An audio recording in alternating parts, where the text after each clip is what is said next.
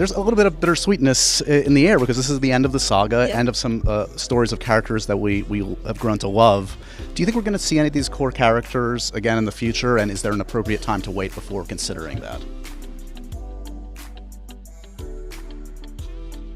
You know, there is an appropriate time. We're using this appropriate time as an opportunity to see where we're going now that we're leaving the Skywalker saga behind.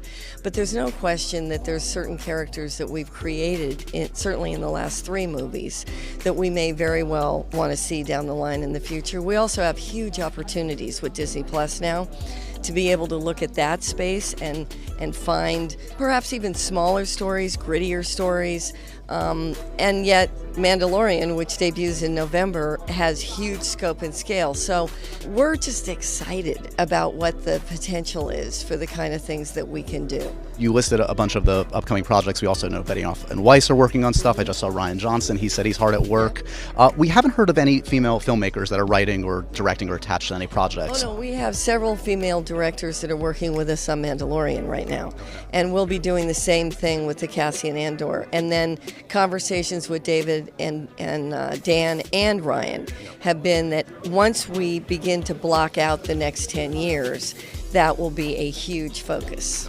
Knights of the Old Republic, a lot of fans want to see that. Is there any development of that? We talk about that all the time. Yes, we are developing something to look at. Right now, I have no idea where things might fall, but we have to be careful that there is a cadence to Star Wars that doesn't start to feel like too much. We don't have a crystal ball. We tried a little bit with Solo to see if we could do 2 movies a year and whether or not there was really an opportunity for that.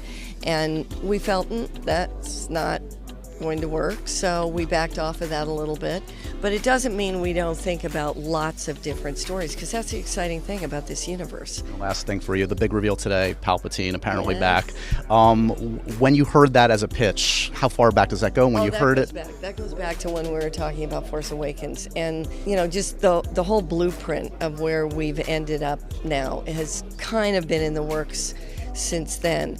But there was nothing more thrilling than to be in that room and especially have Ian walk out on stage. We were waiting to see what that reaction was going to be. When did you let Ian know that he was going to be coming back? We let him know right at the beginning. Really? And he was so gung-ho. He was all for it.